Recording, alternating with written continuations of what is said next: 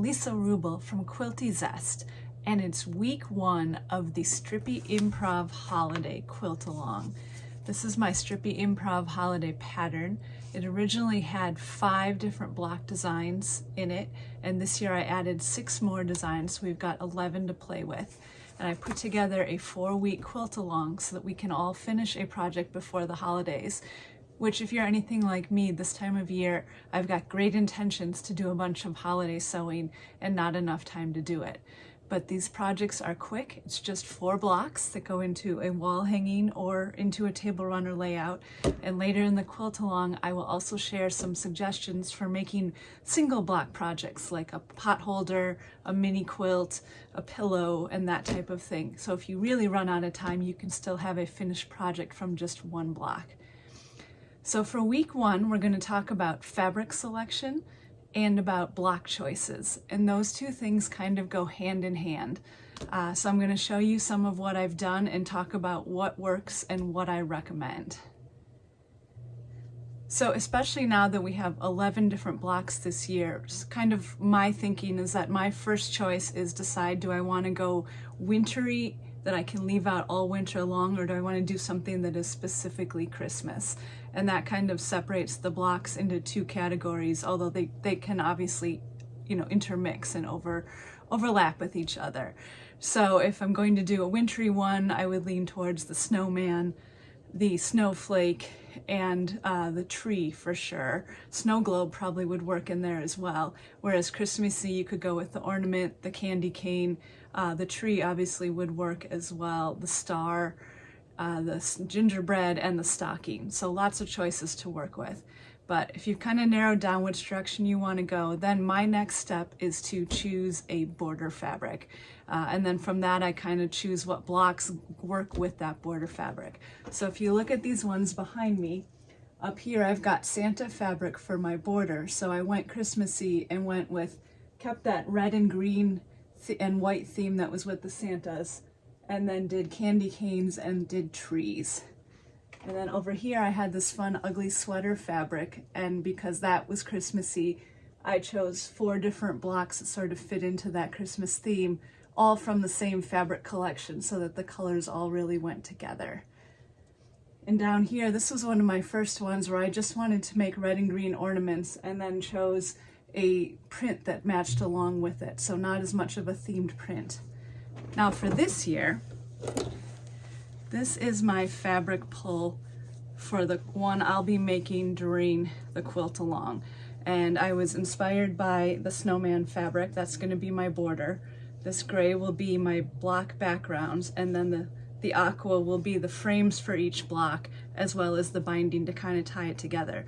And because I have the snowmen, I'm going to do snowflakes and snowmen for my blocks, 2 of each. So I've got all these fun white on white fabrics. And the these prints are from the Nordic Cabin collection by Cherry Guidry for Benartex, and I used them earlier this year to make a log cabin table runner, which there's a tutorial for on my blog for email subscribers. But I also have been playing around with these fun prints from the Christmas Country Christmas collection for Benartex. And I thought this one would be so cute for a border. It's got all kinds of fun Christmassy things on it. They also have this fun holiday drink fabric. And then that first print again, with a light blue background. And those would all be great border prints and ones that I'm going to play around with a bit. I've also got a giveaway going along with this first week of the Quiltalong, and it actually includes some of these country Christmas prints as well as the holiday snow white on white prints. And along with that, there's a gift pack from Thermoweb that includes some of the products I use in each Strippy Improv quilt. The Heat and Bond light sewable iron-on adhesive for doing the reverse applique, the fusible fleece for my batting, and then the basting adhesive to adhere my backing on. So there's a great giveaway with both the fabric and the Thermoweb products that I have used, and you can find out more about that on my Instagram account, which is @QuiltyZest. So now that we've talked about border prints, let's talk a little bit about block backgrounds. Now if you look at the versions behind me, you'll see the one thing that they all have in common is that you don't see a light background to the blocks. And that's because with the Strippy Improv technique and then the reverse applique, if the background were light, you'd be able to see some of these strips showing through. So I recommend choosing a medium or a dark print for your block background. These are a couple of the ones that I'll be using, and if there are tonal or solid works, but I found that the less pattern they have to them, the more that the block itself stands out because the background just sort of fades away. So when you're looking at fabric choices for your borders, for your frames, for your blocks, think about what your background choice will be as well. Like for example, with this snowman block, I've got it on blue, so the black hat really pops. If I had the snowman on a dark gray or even a black fabric, I'd have to make the hat something different so that it shows up. And even up here on this one, I've got lime green fabrics on the aqua, which definitely has some contrast, but you can see a lot more contrast with the snowman with the light fabrics on the medium aqua. And then the reds and the whites on the aqua up there. So the more contrast you have between your block background and the pieces that you're piecing into your block, the more you'll be able to see that shape that really makes your Strippy Improv shine. So then let's just take a quick look at the new blocks that I added in this year, and we can look at the backgrounds that each of them used. This one I've got a medium blue background, which works well to help my white snow globe pop, as well as the contrast with the red base below. The gingerbread was the one that I was least sure about because you can see I used a busier red print in the background, and I didn't want that to take away from the gingerbread shape. But since my gingerbread is such a dark brown color and those white parts are very stark, you still very much get that gingerbread shape, but just something to think about. And then the holly and the berries, the green and red, really pop on that black tonal background.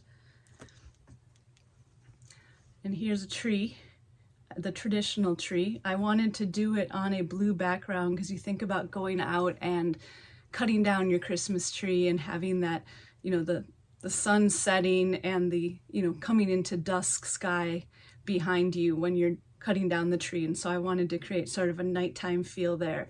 But the darker you go with the blue, the more it's going to blend into your green. So you've got to kind of keep an eye on that. And for the stocking, I just went with a real neutral dark gray background so that the green and red prints that I chose for my scrappy stocking would stand out. And then the snowflake, got a couple strings on it, sort of same as the tree. You know, you think of snowflakes falling in the deep dark night sky, and that's the look that I wanted to create. And I just really love this dark teal color that I have for the background, but it reminds me of a winter night sky with the snowflakes softly falling. So you can see some of the fabric choices that I made for all those different blocks. It's a lot of fun to kind of play back and forth and see what's going to work for your quilt. But I hope this helped you out for choosing your fabric and your blocks. And next week for week 2, we'll talk about making 2 blocks.